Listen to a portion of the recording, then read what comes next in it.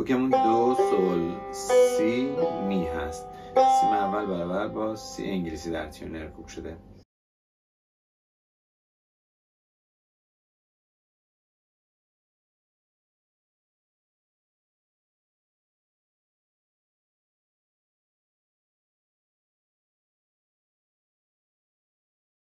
در این درس فاسوری داریم. سی سی سولا سی سی سولا فا می. فا می رو در سیم ضرب داریم. فاسوری و می. فا سول لا فا لا فا سول فا می. برمیگردیم از اول تکرار میکنیم. بعد میگیم می می می